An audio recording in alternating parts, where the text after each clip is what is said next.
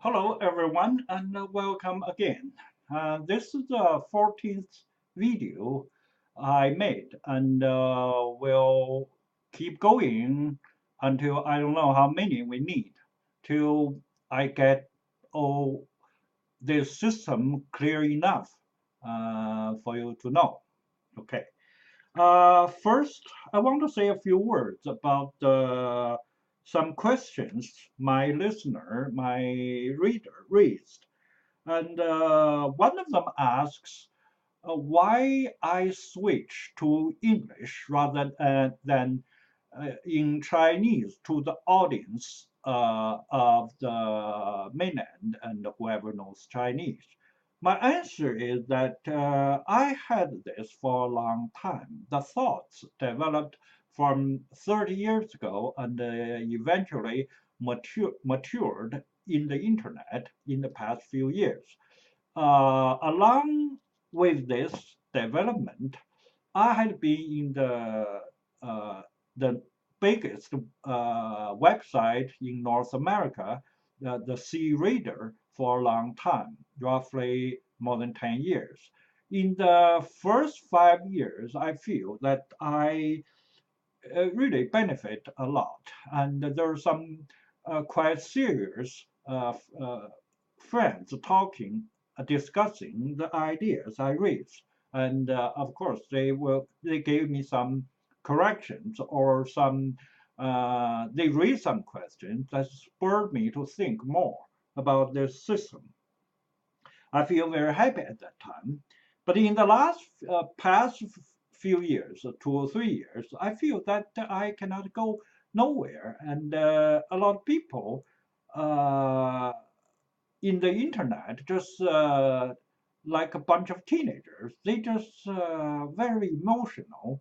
They don't have the attitude to learn or study anything. They just try to poke fun at each other. So you really can go nowhere. And you write so many, so long articles and words. They just treat like nothing. They don't want to talk about it. They say it's anything they want to say. They just say things like you feel they are maybe 5 years old with a 5 years old man. So I really feel very disappointed with the people like that. So I just shut up and leave. That's basically what I did. That's why I decided to switch to the English speaking audience. Okay, that part aside, the second thing I want to say is that when I look at the internet, looking for Western audience, the English speaking audience, I on the topics of like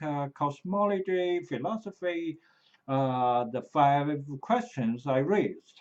That's basically the cosmology, quantum mechanics, consciousness, the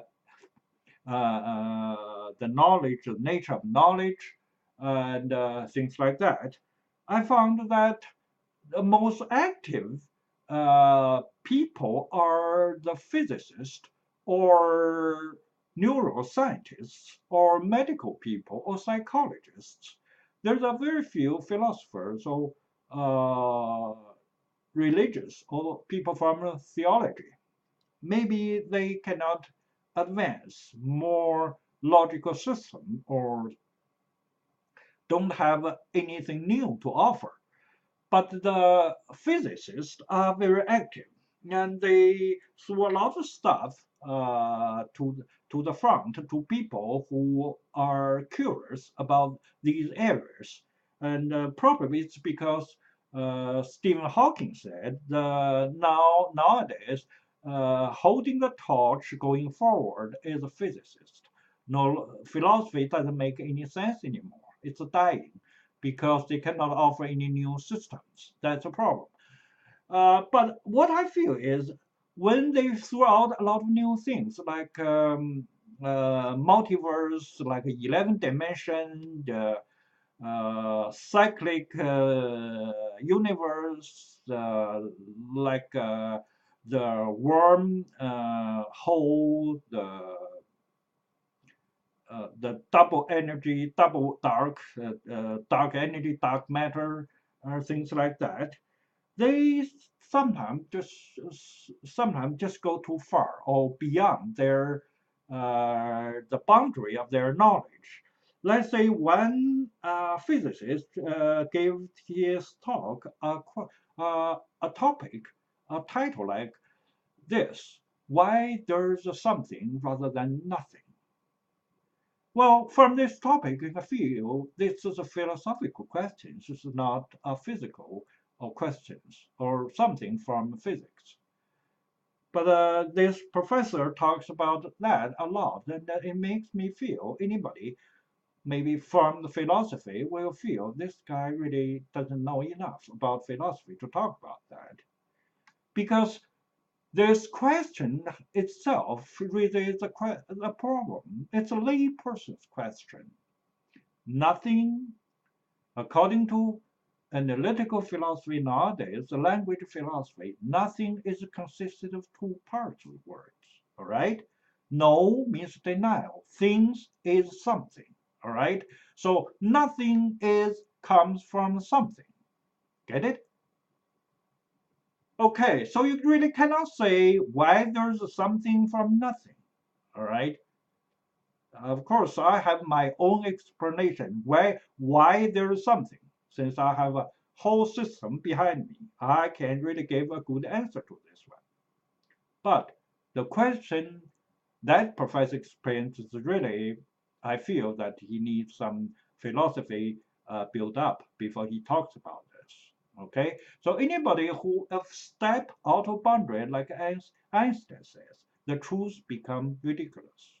That's for sure. So don't go too far. Don't say things that you don't understand, and you don't have a fundamental knowledge and to expand on that. All right, just guard yourself inside your area.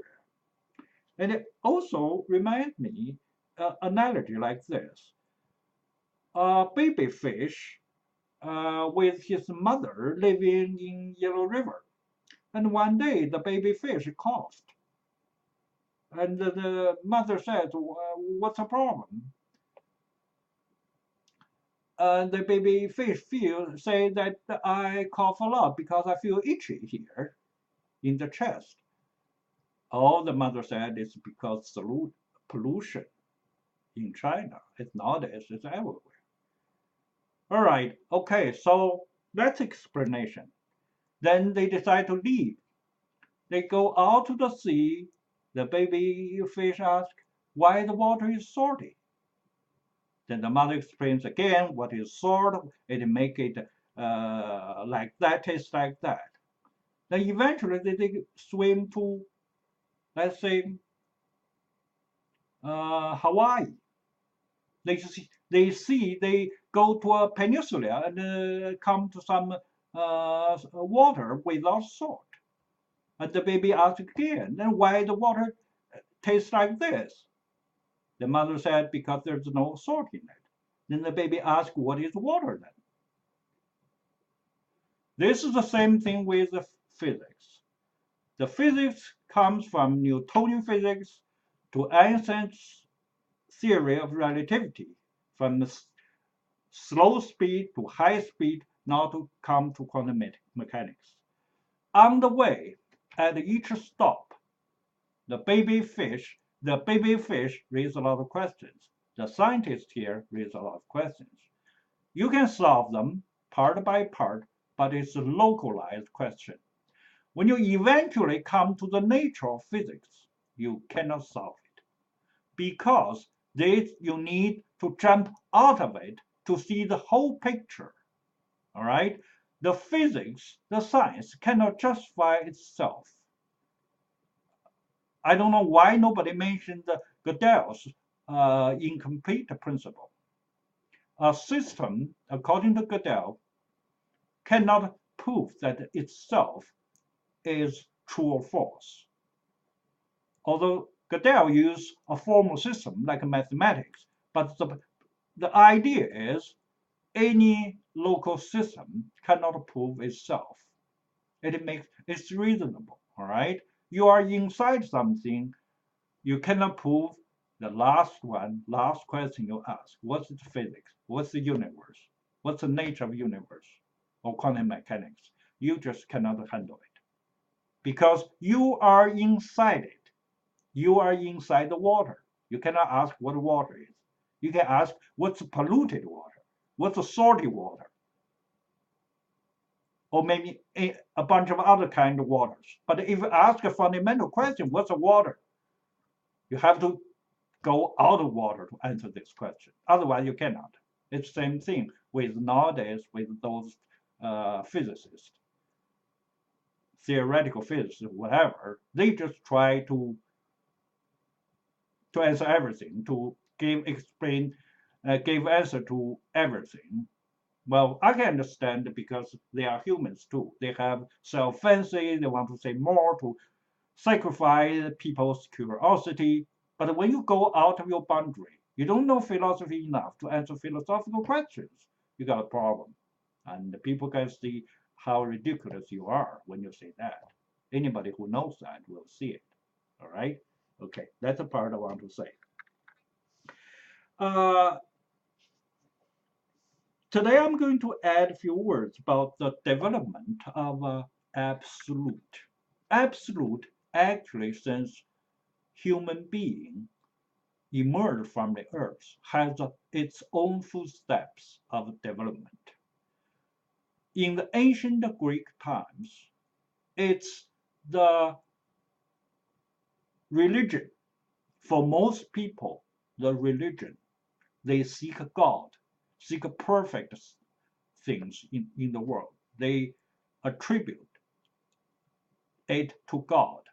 Okay? That's called seeking absolute. On the part of the reasoning or logic, that's a development of the left brain, the syntax part. You can understand that way. That's a picture I want to talk about, this one. All right? This basically science developed this part. It's this part, science, all right? Since Descartes, it's a left brain thing. It's a brain, it's left. This side, I think, here.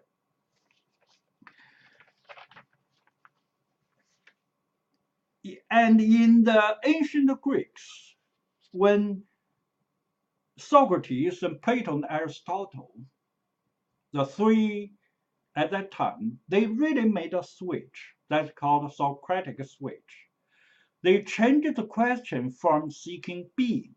What's a being, or what's a fundamental unit of the matter which developed, which guides everything in the world, to how it's made of, how we can be more healthy, more, what's our value system, things like that.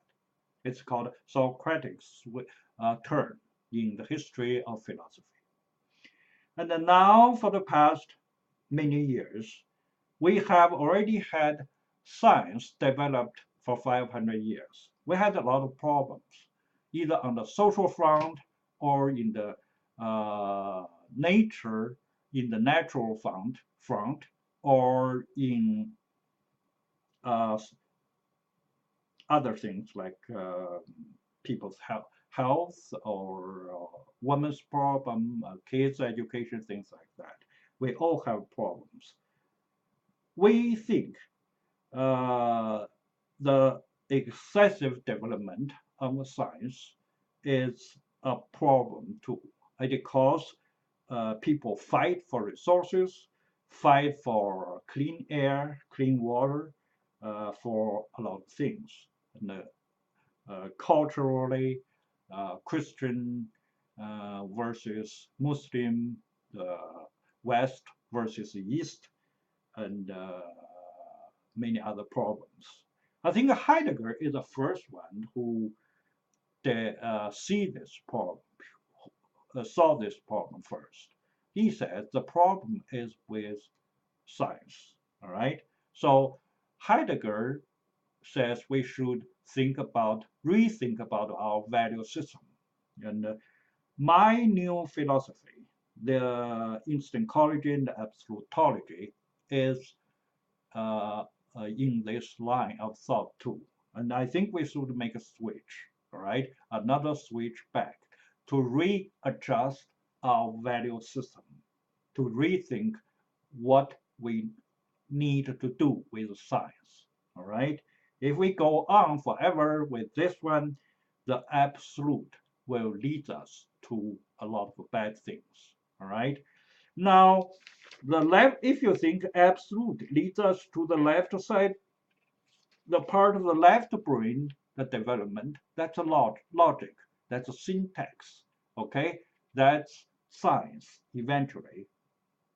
Now, the right half is the meaning, the value, the unit of everything, the creativity, the discovery. Why do we live? Why? What's the meaning of that? Things like that. So we come right actually to this part nowadays. All right. So what's the nature of this part? How to adjust this part related to the left part, that's the logical part of the science part, is a big question. That's why I feel uh, Instancology and absolutology is very much needed nowadays. All right, that's my understanding. So for this one, I just want to add this part to the last lecture about absolutology. All right. I hope you can still watch more and follow me on this. If you have any questions, please leave your comment or mail to me, and we'll see you next time. Thank you very much. Bye.